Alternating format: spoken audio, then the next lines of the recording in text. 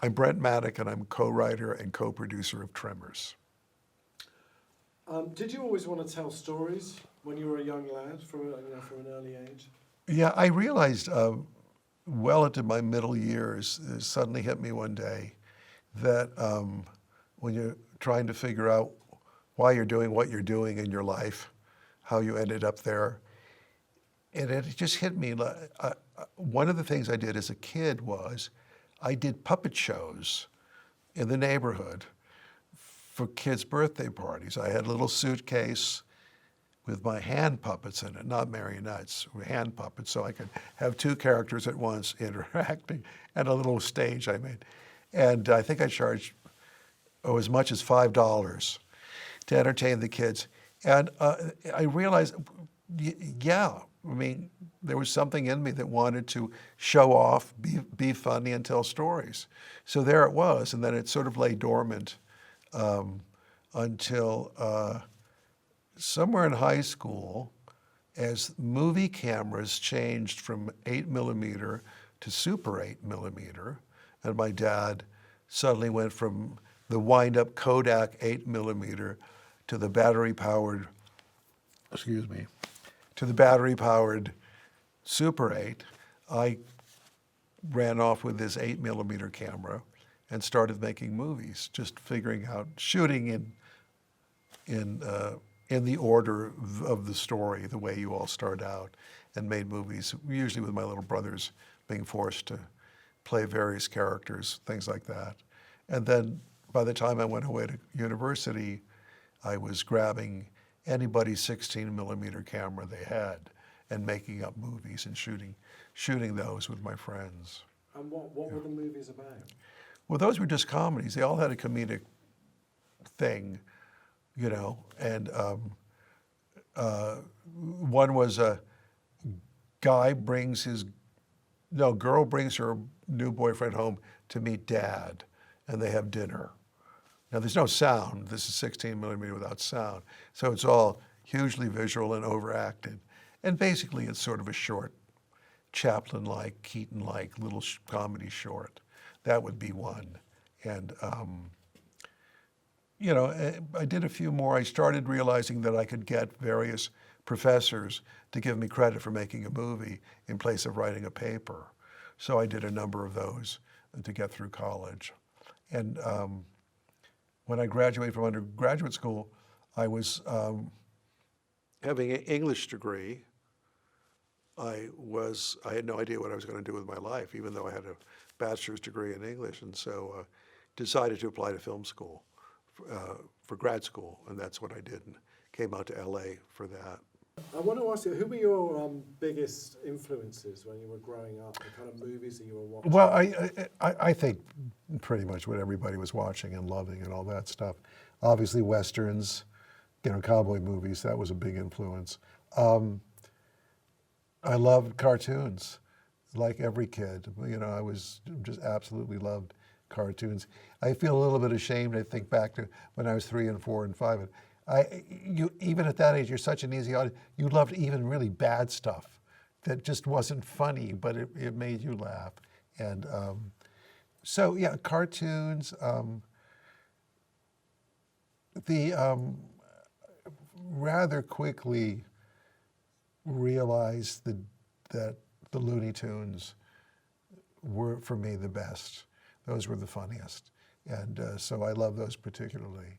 And when Steve and I were roommates while we were at film school, and for a few years after film school, in this pathetic apartment in Hollywood, it was so sad. We made sure, this was before video, before VCRs, when everything was either, if you didn't see it, you never saw it again. And we would schedule, I don't know what night it was like Tuesday night or something, there would be a half hour of Looney Tunes on TV. And we'd both arrive as if to class, sit down on the sofa with our spiral notebooks, because we're gonna watch these Looney Tunes, and we had to write down who directed it, who wrote it, and the information we needed, and a brief description of the story, so we could, and the title, so we could remember it, because you couldn't just go back and look at it. It was going by in real time. So we studied Looney Tunes really for about a year. It was so funny. We'd watch Looney Tunes as though we were in like Looney Tunes 101. But we'd always loved that stuff. So, and we later ended up, to our amazement, working for Chuck Jones for a while. So that was just astonishing for us to do that. But yeah, those were a big influence. And the usual crap I think kids find funny. I don't know that anything was, I didn't begin to appreciate the silent comics until I was in grad school. Then I started to realize what geniuses some of them were. That was a big influence as well. Keaton especially, Chaplin of course, but I think Keaton, he's more modern, more relatable than Chaplin is. So that was a big influence. Then you throw in Monty Python and you're done. That's a lot. What's your favorite Monty Python sketch? Well, probably the parrot, but I love the one when the Haggy wives and the laundromat decide to go to Paris to find Jean-Paul Sartre and ask him a philosophical question. It's just so brilliant. It's just so great, But that was a big influence, and it just came at the right age too, because we were seeing them anew about 6 or 7 years after they were actually made. So we were the right age, grad school brats, watching this stuff, really intelligent comedy. But there was not the same, but an equal level of sophistication and intelligence in the Looney Tunes, really. And when you meet Chuck Jones, you understand why. He was quite a brilliant guy. I liked his cartoons especially. So all of that was, thrown in the hopper and bubbling away, and you're going, well, great, what do you do with it? You got to do something with it. So we attempted for a long time to use it. That's really interesting, because when I asked Steve that question, he talked about Ray Harryhausen. And, yes, well, Steve and I grew up very differently. What's interesting about our partnership was that it's really yin and yang. It's like we're the opposites. We're just the opposites. But we get along really well. We enjoy each other's company. But Steve can walk into a room with 100 people and not talk to any of them, And my wife has to come and get me and pull me out of the room because I'm talking to everybody. It's that way. Steve grew up with a father and mother who kept moving. I think he lived in 12 different states. 10 different states or whatever it was, before he went away to college.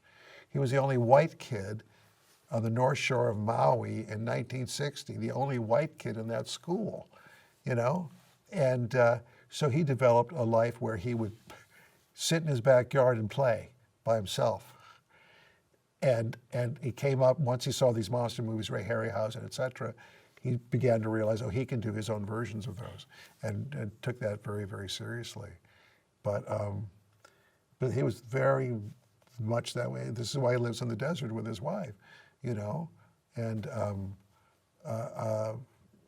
he's perfectly happy with his own company and doing his own thing. I'm the opposite. So, but those were monster movies were his influence. In fact, when we started film school, and I met Steve and a few other friends who were also monster movie fans. And they would talk in a language I didn't understand. I didn't know who Ray Harryhausen was. And they would talk about Vincent Price in this movie and these wonderful films, these Hammer films and all. And they were just really, really into it. And to me, it was all new. I never watched those movies. They were fine. I didn't have anything against a scary movie. But they were not my big influence. My big influence was more comedy, physical, probably more physical comedy than even verbal comedy.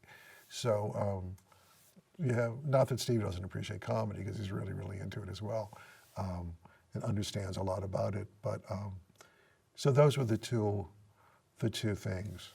So that kind of explains why Tremors is comedic and horror at the same time, because it's a direct reflection of both of your personalities.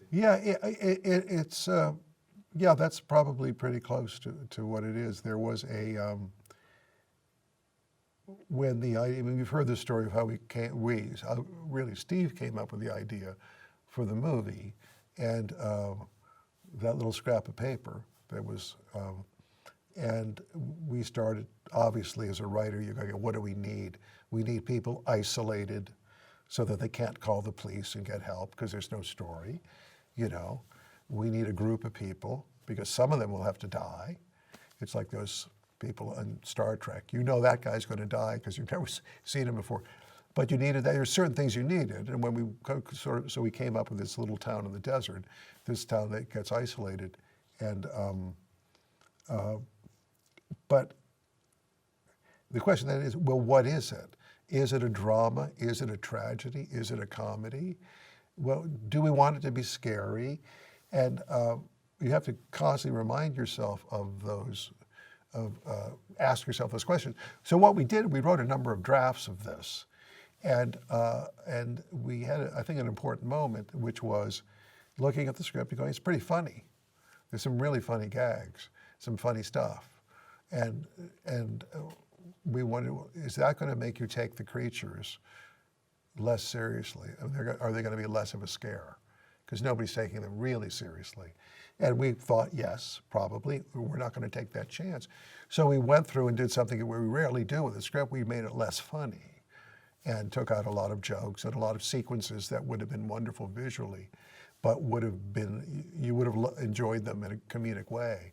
So we made it more serious. So it's a weird balance, and often you can't get the balance it's a tricky thing, and we wanted the jokes to come out of the frights and the scares. We didn't want anybody acting like these big worms are something to laugh at, and I think we struck, for that at least, we struck the right balance. So can you just tell me again the story of how you first met Steve and Lauren? Well,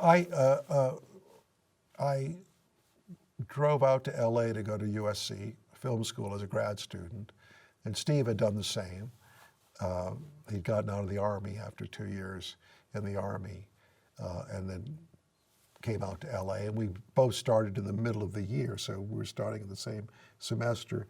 And I went over to the film school, which at the time, as famous as it was this ramshackle old building, which was at one time the ROTC stables for their horses or something. It really looked like it. Although it was charming, it was perfect. It's all you needed. Now it's its own giant city. You go to USC Film School, you just can't believe what they've got. But then it was very simple. And I wandered over to see what it looked like and walked into the courtyard. And there's this guy sitting there with this big old briefcase.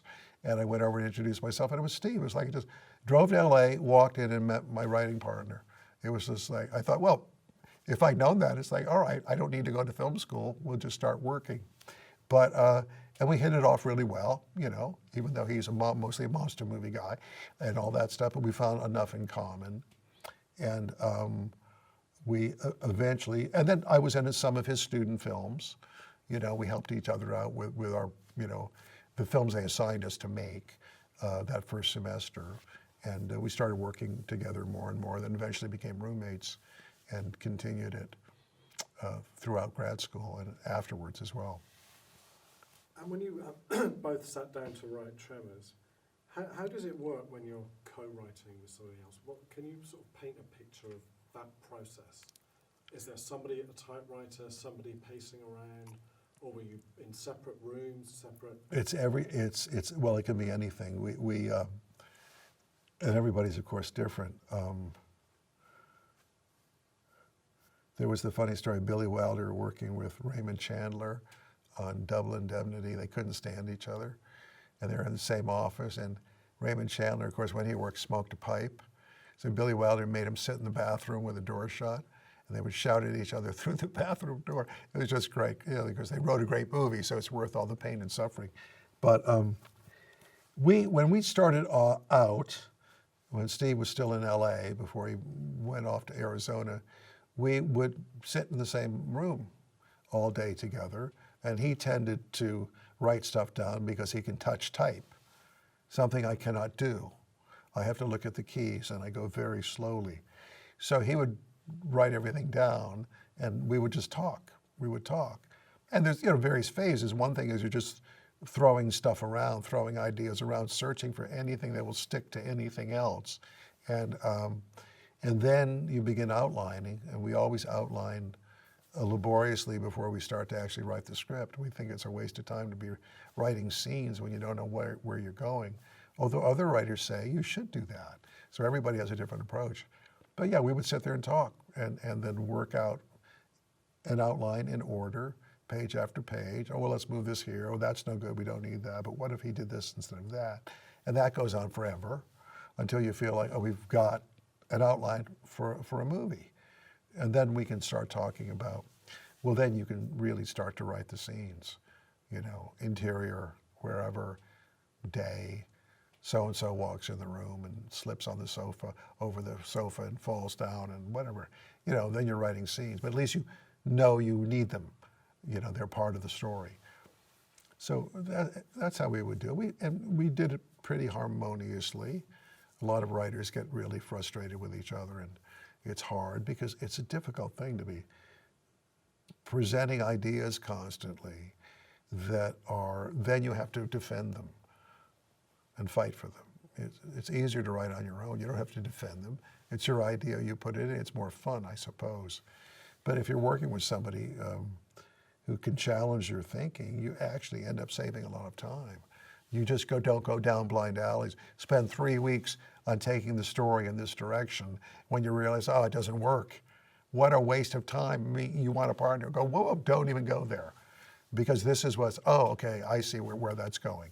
That's leading nowhere. So that's really, really good. And were you quite sort of disciplined when you were writing, or was there a lot of mucking around and then looking at magazines? I like to think we were pretty disciplined. I don't know. It's so easy to get distracted. But no, I think we work pretty hard. And in a way, it's easier to screw around when you have somebody to joke around with.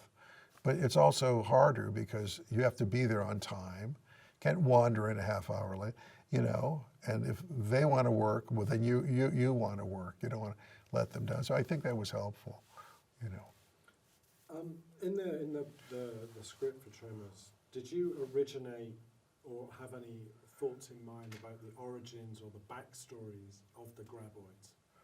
Well, that was a running question. We felt obligated to address that question. I mean, I don't like movies or anything that doesn't address the obvious question. And because you would never let anybody in a conversation walk away without you grabbing them and saying, yeah, but what about the whatever? But we had no explanation other than, I mean, where did they come from? You know, how do you explain this? So with rudimentary understanding of the Pleistocene era or whatever, you know, we didn't know anything really. We looked up a few things. Let's address it. Let's come up with some theories, as the guys do on The Rock, you know, at that point. I think, and get as close to a believable theory as we can. But leave it that we don't know, folks. We don't know, but it could be this. We thought that would be enough for the fans. I think it is, I don't know. But otherwise, you're saying, oh, now we know how these impossible things could be alive. Well, then it's a lie. So let's say it's probably this, but we don't know. So at least we've addressed it. And, you know, you just made a huge amount of success with Short Circuit. So I guess when it came to Tremors, getting Tremors made was a walk in the park. Getting a studio to want to do it. Wow. I don't remember it being terribly horrible, but I don't remember it being easy either. What we wanted to do was this. We had written, after we sold Short Circuit, we'd written a number of movies, all of them that got made, which is highly unusual. We were told over and over by our agent. And we were, well, why wouldn't they make them? We wrote a good script, why wouldn't they make it? This never happens. I know people now, friends of mine, have been screenwriters for 20 or 30 years. They've never had a movie made. They've got paid every now and then, but they've never had a movie made. And I think, what a system, you know? But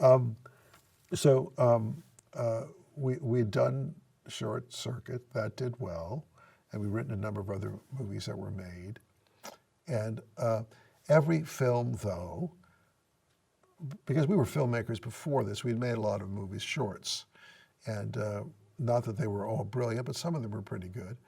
And a lot of screenwriters don't, well, they've never made films. They don't understand that process. They don't know how things are done. But we did, and we would look at the films that were made. There was usually something or a number of somethings about these films that really bothered us. There were just, the tone was wrong, or the absolute wrong actor was cast in the lead, or the music was insufferably off, or you name it. They've done it, those directors.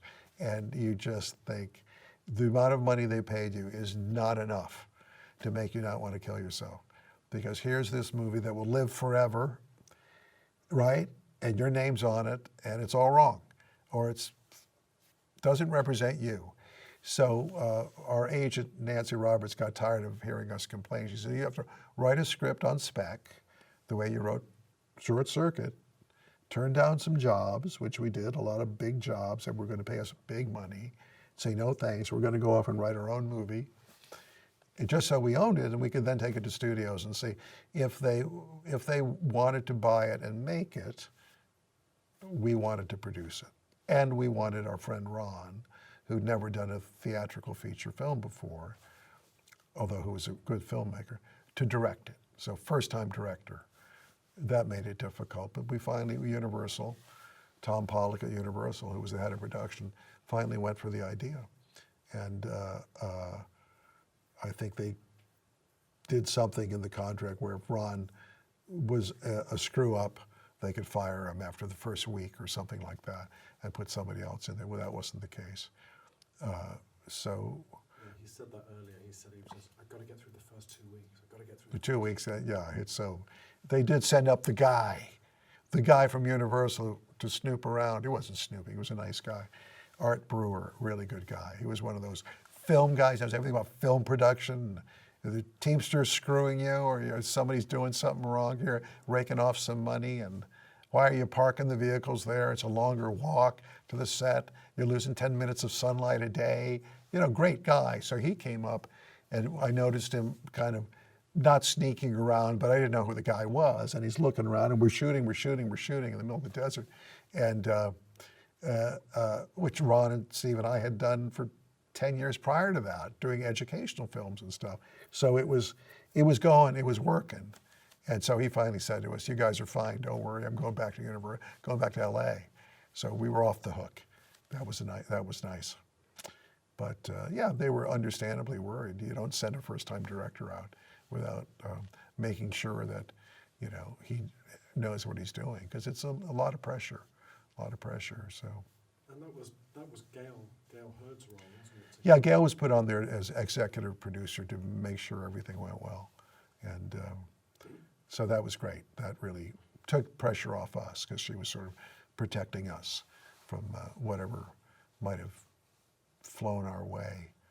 Just going back to Nancy, can you just, tell us who Nancy Roberts was and what her role was in the genesis of Tremors? Nancy Roberts was our agent. She was the agent that we got our first screenplay to, which was Short Circuit. We showed it to, we got it to 3 agents. Not easy to do when you don't have a track record as a writer. It's very hard to get agents to even look at your stuff. But we got it in there through a recommendation from a writing teacher I was taking a writing course from. And so we got the script to these 3 agents. Nancy was the one who read it the first, called up and said, let's meet. We went and met her at her little office in Beverly Hills. And she'd read the script really well. She really understood it. It was clear it wasn't like she hadn't just scanned it, or an assistant read it and gave her a one-page synopsis. She was into it. And I liked that. We liked that. She was thorough. She was good. She was, talked about how to market the script. You want to sell it. So I'm talking about Short Circuit here. and all of that, and it worked out beautifully. So we just stayed with her, and she was our agent for a long, long time, eventually becoming a producer with us on future projects. And so she was the one who recommended that we write Tremors as a spec script and sell it that way with ourselves attached as producers, so we would stop complaining about people ruining our movie. So that's what we ended up doing with Universal. We set it up with them for a modest budget, but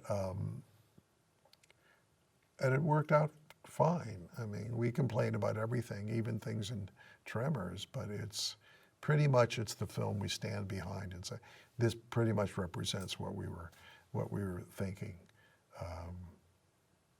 It's hard to say that of most, from a writer's point of view, because there's so many changes always made. Sometimes they're much better, and the writers are angry because they're not really, they've lost their objectivity, and sometimes it's not very good, and it's too many compromises or too many mistakes or bad taste or whatever it is, and that's pretty heartbreaking to a writer. And Gail Anne Hurd, can you tell us what her role was in the movie? Well, I don't exactly know. Gail was brought on as executive producer to oversee it, to sort of really to guarantee it, because she'd done so many successful films. And I don't know how she got involved, but it was really helpful, because they knew if we were, screw-ups in the desert, Gail would make sure we got the thing shot and finished on time and on budget and all that. And she was helpful. There's a couple of moments in the production where she was really, really helpful, really helped us out with the right advice at the right time. So that was good. That was nice. It's nice to have somebody who's got your back, Who came up with the name Graboid? We looked up in the dictionary or thesaurus anything related to worm, and there was a prefix of grab and a variety of words that had something to do with worms. And I like grab, and so then oid is just perfect, oid, because it sounds sci-fi and just cheesy enough. And then Walter Chang, the Victor Wong character, who was wacky in his own right, was just the perfect guy to come in with graboid, and it was just funny. It was just off at center enough, but pseudoscientific enough that it seemed to work. So that's how we came up with Graboid. The dictionary, very important. And what did you envisage they would look like when you were writing them? Well, I think obviously they were long and cylindrical and had to move through the dirt. So we kind of knew that. And we knew that they have big mouths with teeth or whatever. So generally that. But then, you go to, Alec Gillis and Tom Woodruff, and you tell them what you want, and then what they come back with is this stunning stuff that gives you what you want, but it looks like it's a real thing. That was just amazingly fun. And you tweak it and all of that stuff, but it was, they made it seem believable. Because it can get very easily comedic, especially that concept. You just don't want people laughing. Just